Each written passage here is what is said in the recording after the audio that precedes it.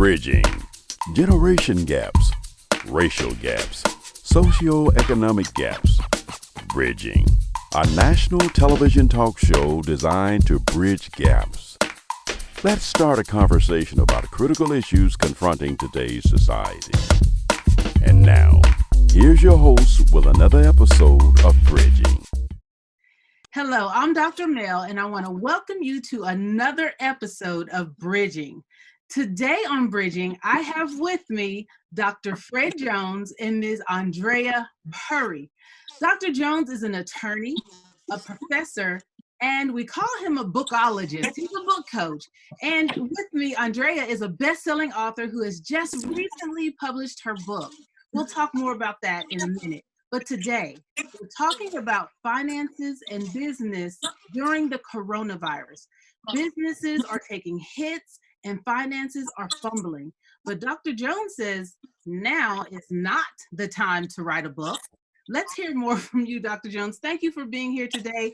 The bookologist, I want to hear from you. Tell our viewers who you are and what you do, more about what you do. As a bookologist, I help individuals take their book, make a brand, and grow a business. Many speakers and writers and authors, they want to be a speaker, they want to coach, and they want to be high-end consultants. So as a bookologist, I help people learn not to trade time for dollars, but to trade time for results. And by doing so, I help them take the content that they already have and then begin to publish it and become a best-selling author overnight and leverage their credibility. Okay, you said now is not the time to write a book, though. What do you mean by that? Right. Yesterday, you could have had a book written. Most people have been writing their books for a long time. Now is not the time to write it. Now is the time to publish it. Too many people have been stuck with trying to be perfect as opposed to getting paid. If we're going to bridge the gap, we got to move from perfection to paid. Wow. So this is what I want our viewers to know and why I brought Dr. Jones here on the show. Dr. Jones makes the claim that he can help you publish your book and become a #1 bestseller overnight. Is that normal? Are those normal circumstances? Or are you just that good at what you do? I started in this space in 1991. That's when I heard the word intellectual property. 2003, I wrote my first book. 2006, I published that book. 2015, I became a #1 best-selling author on Amazon. Wow. Matched my salary while I was a professor at the college. 2016, I matched my salary again, helping people become best-selling authors on Amazon. 2017, walked away from a full-time tenured position at Kennesaw State University in Kennesaw, Georgia, to become a full-time paid writer, speaker, coach. Since that time, 100% of the clients that I've worked with have released #1 best-selling books on Amazon. So, Andrea, tell us about that day that you reached out to Dr. Jones and what happened the very next day. I reached out to Dr. Jones, and when I tell you, him and his wife was hands-on. We immediately started working on my book, publishing it, getting it into Amazon, and creating a description, making sure I had the right categories, making sure I had everything I needed. When I tell you, them together was encouragement and coaching at the same time. And then click by click. When I tell you click, like, okay, click here, do this, do that. Okay, now do this, now do that. Okay, now this is what you need to do next. Okay, now this is what you need to do next. They were so easy to reach by phone and the Zoom call and text message. When I tell you every way of communication I have used with him. So when I tell you, I was so excited because I had my affirmations in my head. I knew that everything was going to work out. And so let me ask you this. Within did you become a #1 bestseller overnight? I became a #1 bestseller in a matter of 10 hours. What? In a matter of 10 hours. In a matter of 10 hours. It was less than 24 hours. I became a #1 bestseller in 3 categories. Wow. 3 categories. So him telling me like which categories to pick for my book were essential. That was essential to me becoming a #1 bestseller, not just on Amazon, but in 3 categories also. So wow. I'm so excited. Andrea, I'm also an author, so I want to say this. It wasn't just the categories. The way God puts things together, remember, everything we do is working out for our good. So there was a time that you met me. There was a time that I met Dr. Jones to bridge this gap, to make it that you guys would meet one another. But it wasn't just the categories either. It's the honor and the cherishing that he does of his wife as well, because you said the wife and the husband is a team. And one more thing, it wasn't just the categories. You had to be ready to publish your book. You had to be ready in order to give it to Dr. Jones for him to do his magic on it. A #1 in 3 categories overnight. Wow. And you say, Dr. Jones, I want to wrap this up, but you say that you have 100%, you do this on 100% level? How? Okay, I'll tell you how. Back in, 2000, 2003, I was a professor at Kennesaw. And in the academic world, they say publish or perish. Yeah. Right? I had 5 books already on Amazon. None of them were bestsellers. But when I released that book in 2015 and it went to #1, I said, let me release another one. It went to #1. I said, let me release another one. It went to #1. And then people were paying me some serious money to do this. And I said, let me keep doing it. And I mastered Amazon's system back in the early 2000s of knowing how to position a book, how to publish the book, and how to guarantee that a person will get the #1. And that's what I've been doing for the last 5 or 6 years or so. So that's another principle of God. Study to show yourself approved. Study to show yourself approved, and you can limit almost any gap. Study the word of God, study to show yourself approved, honor your relationships. All of that together are principles. Dr. Jones and Andrea, I thank you for being here today. I want to put up your information. How can people reach out to you, Dr. Jones, if they want to become a #1 bestseller overnight or less than 10 hours? Wow. Go to drfredjones.com, drfredjones.com. They can find everything there. Okay, we'll put that information up at the end of the show. And Andrea, your book is out. Where can they find your book? My book, Blinded Without Blinders, on Amazon Kindle. She just did a marketing strategy on you guys. I hope you caught it. Okay, we will be right back with Dr. Sonia Jones. Not Dr. Sonia Jones, I'm sorry. She will be coming on later, giving us some tips and hints on finances as we navigate these fumbling finances through the coronavirus. There are some mortgaging resources and some mortgaging programs. There's some small business loans, forgivable loans that the government has let out the pike. So we'll be talking to her and how we can sign up for some of those loans. All right, we'll be right back. We're back. Thank you for joining us. I have Desiree Lee with us today, who is the owner and operator of Authors in Business.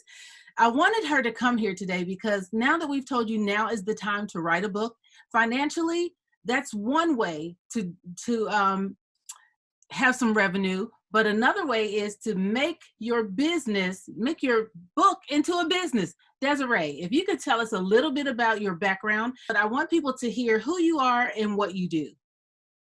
Well, thank you so much, Melinda, Dr. Melinda, for inviting me here on the show. I'm so excited to share my expertise with your audience. A little bit about me is that I grew up in Riverside, California.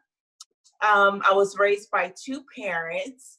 My mother also shared with me My mother also shared with me that education is the best chance for you to win here in society. Being an African American female, of course, that was the core value of me as a young teenager at the time. Unfortunately, taking their advice, 2 weeks after I graduated from high school, I found myself on the other side of the law. And I was convicted with 11 counts of armed robbery and 5 counts of aggravated assault. And I was facing 135 years in prison. Wow. And boy, I wish I would have listened to my praying parents.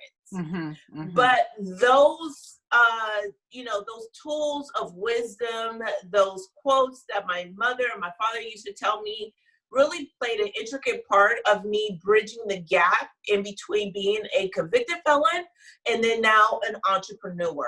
Wow. And what I realized, I had to come back to what was in my hand. From that, I published my first book in 2014. I sold over 20,000 copies of my book, became a 5-time international best-selling author, and now I created a business called Authors in Business, and I'm helping authors internationally turn their stories into a resource for them to be able to grow if that's all they have, especially when the odds are stacked against them. This Okay. is for the individual to feel. Hold on for 1 second. I don't mean to interrupt you, but you said, because we don't know what the book is yet. So can you tell us what this book is entitled and a little bit about what's in it? Just a little bit. Right. And I get excited about what's inside of the book, because now that I have published an audiobook of my story, I'm like, oh my gosh, is this really what I came out of? So a little bit of the book is titled Inmate 114-2980, the Desiree Lee story. What is that number, 114-2890? What is that number? That's my inmate number. Wow. That's the number they give you when you're in prison, because once a young person or even an individual goes into prison, you're no longer a name. So like you said, Desiree Lee, inside prison, I wasn't Desiree Lee. I was a number, as if it was my social, as if it was my name, as if it was my title. And so on my book, I love the fact that it's on the title of my book to make people realize that you're degraded down from a name to a number. Mm-hmm. And so that's the number of my book. Mm-hmm. Inside of the book, I don't focus solely on being an inmate. I focus on what led me to become an inmate. Mm-hmm. Also, what was my experience as an inmate? And also, what are the tools that I use to come out of that in order to create a successful business? Yes. It is based on the premise of what my mother used to say, that we have to be unselfish when we are going through something. Oftentimes, we are going through something not for ourselves. We like to have our own pity parties. We like to glorify what we've been through and so forth and so forth. But the 3 reasons why we go through certain situations is to prevent someone from going in, encourage those who might be in it, and to show people how to get out of it. And nothing is impossible when you believe in yourself. Oh, wow. Thank you for that. Thank you so much. And you have successfully crafted a business around this book. So this book was the launching pad, but I heard you say Authors in Business. Okay, so your parents didn't teach you business, but yet you are a successful business owner. So we know that just the way we start doesn't have to mean we stay that way. But here's one thing that I commend you about. You are now closing that gap of teaching the business to your daughter. Tell us about that, because your daughter is also an author. She's also a business owner, and I've watched her on Instagram and other places. She is probably the age you were when you started thinking about some things that you wanted to do and maybe didn't go down the right path. But now you've broken that generational, I don't want to call it a curse, I'm going to call it a habit. You broke that generational habit, and now she's on the same path you're on, but she's so much younger. Talk about how proud you are of her, of that, because I know you're super proud. Oh, yes. I mean, you hit it right on the nail. I'm extremely proud of my daughter, seriously. And what she doesn't know, that she played an intricate part of my success of being an entrepreneur. Wow. Being a convicted felon, I was taken from society to put into an institution to come back into society. So what? Go through PTSD. And what I did at that time, there were times where I did not believe in myself, Dr. Mel, because I was believing what the institution said about me. I was believing some of the facts, you know, at that age and so forth. And once my child, she was around 5-6 years old, she didn't understand the dynamics of life, bills, responsibility, and so forth. She still had her creative imagination that I don't know how I'm going to accomplish something, but I know it's going to fulfill itself. And so when I started my business, I leaned a lot on her childlike faith. Why does God childlike faith? Because we don't understand that if we, as a newborn, we roll up the bed, we're going to fall. We don't understand the scientific ways of gravity and everything else. We just jump and do, and we have this expectation. So I used to lay down on the floor, and this is the power of imagination. I have in my book, Imagine, Create, Become. And when I imagine myself there, I said, what are people going to say after I share my story? She's like, Mommy, they're going to clap like crazy. What do I wear? Oh, we're going to be in princess dresses, unicorns, and everything else. Oh. And I believe that, and that helped me increase my faith of just doing, because when we're beat up so much, sometimes as an adult, it's difficult to bridge that gap. It's so difficult. We know that there is a rope. We know that there's security. All we have to do is take a step and walk to the other side towards accomplishing that goal. But for some reason in our brain, we're like, oh my gosh, what if the wind blows and it shakes? Anyhow, from that, she saw me read my book. She wanted to publish her book. This is the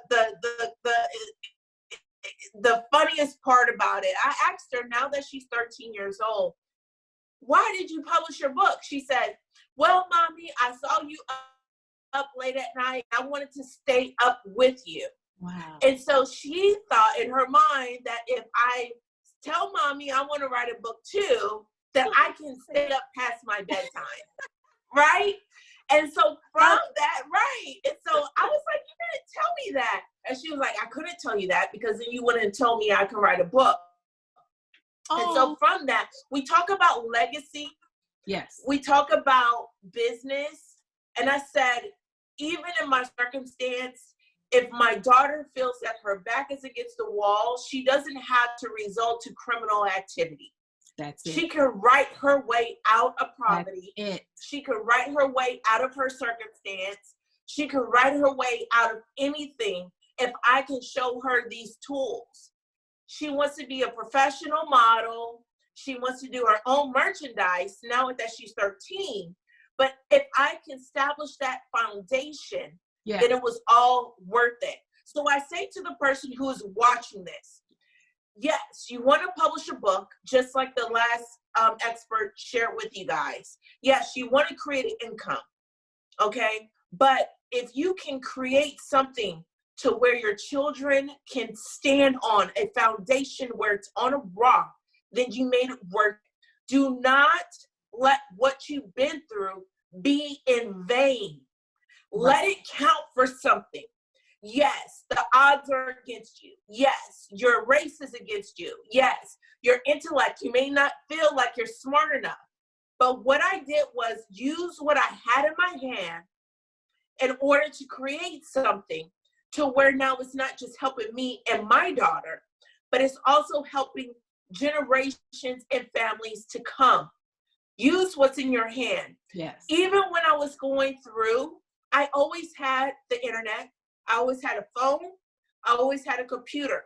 So I joke around with people saying that I graduated from YouTube University. I got my PhD from YouTube, from Google University, and I'm enrolled in Periscope Community College. And so that's good. The answers are out there. You just have to say how. It's not what. It's okay. What are step one, step two, and do the best you can with what you have until you can do better. And those are the principles from my daughter publishing her book, Daily Affirmations for Children, and it's available on Amazon. Those are the principles that I instilled in her to not put a cap on her creativity and her imagination to me, because we're able to share resources and ideas. So if you can just start as just imagining it, you don't have to become it, but imagine it. So it's just like the pursuit of happiness. Dress to the interview as if you already have it. Go to that interview as if you are. Put on your makeup and feel beautiful. Go and talk as if you are. I know a lot of doctors, before they were doctors, they were saying, yes, I work in the medical field. Yes, I'm a doctor. They imagine it. They took the classes to create it, and then we actually became a doctor. And so you're absolutely right, Dr. Melinda, with that. And I just want to impart that to your viewers, that no, it's not easy. You'll have people like parents trying to put a cap on imagination, but borrow somebody else's. Right. I had to believe what somebody else said about me. Wow. The beautiful part, from my children to my mentor, the lady with the mustard seed, to my other mentors, to say you're great, you're a genius, until I mustered up the courage to believe it myself. Yeah. So adapt a new belief system when you're moving to bridge the gap.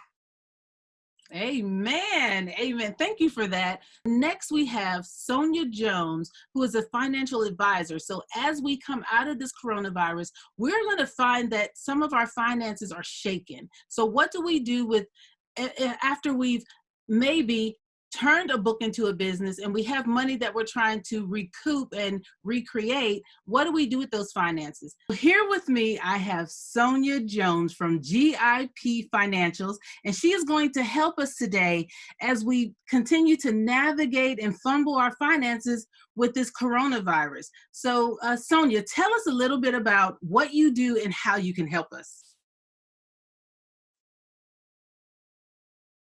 All right. Well, thank you, Dr. Harper, again for bringing me on the show. It's definitely an honor. My name is Sonia Jones, and my business is GIP Financials. I'm actually an educator by trade. This will be my 17th year in education, but for the past 6 years of the 17 years, I've been an administrator working specifically with school finance and operations. But if anybody who knows me knows that I've always been a numbers person. I've always been kind of the frugal friend, if you will, always the budgeter, the saver. I've been an avid Susie Orman, Dave Ramsey fan, and all that good stuff. So those talents and gifts just kind of followed me into what I'm doing right now. And as I develop myself, not only as a leader, but also as an expert in school finance and operations, I've started to dabble a little bit in taking what I've learned and put it in my personal finance, and also helped out some other small businesses and other charter schools and whatnot. So that's what how GIP financials came to be. GIP means to get in position. Ah, And I basically help not only small businesses and nonprofits, but also individuals get their finances in order, which will help them with strategic planning. So that's basically what I do. so how important is get in position? How important is that, as like we find ourselves right now in uncharted territories with the coronavirus, and some people are losing their jobs. There are some people who were blessed enough to be able to work from home during this time, but getting in position, what does that mean, and what does that mean for us moving forward? Right, that's a great question. So especially in this time for or whether you're a W-2 worker, a sole proprietor, or independent contractor.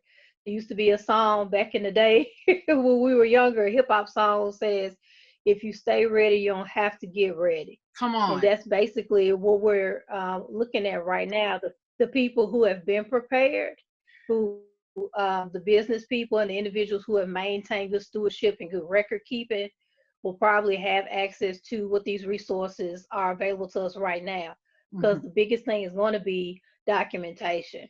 And if you don't have documentation, that means you're going to be spending a lot of your time that you should be applying for these disaster recovery loans and SBA loans. You're spending time trying to get your taxes and your bookkeeping and record keeping in order, and you might miss out on some opportunities. So that's the biggest thing that I'm seeing right now on social media is like, how can I get these loans? But I'm asking, where's your paperwork? And they're like, oh, I don't have the Yeah. paperwork. So that's where I come in. You said that because there are going to be some snake oil salesmen out there who are going to try to take advantage of people who are already, behind the curve on this. So you guys, I want to, I really pray and I hope that something said today helped you. I pray that there's increase over your families and that you just love each other through this, and through these turbulent times. Stay safe. Stay safe. And Sonia, thank you so much for bringing your wisdom and your knowledge to us. And again, I'm going to say it again. We perish for a lack of knowledge. And in this day and time where I can do an interview from my house and you at your house and the internet can bring us together, it is absolutely ludicrous not to know what you need to know. There's Google, there's YouTube, there's Periscope, there's so many outlets. And let me tell you, I found out about her information on Facebook. So while you are facing the book, go ahead and find some people who are really dropping true godly wisdom and godly counsel and attach yourself to them. Network with those people. Sonia, thank you again today. We had some great guests on today's show, and I hope that there was something said that can help you and your loved ones move forward. Thank you for joining me today on Bridges, where we have real conversations with real people and we attempt to bring some real solutions. Thank you. Until next time on Bridging, I'm Dr. Mel.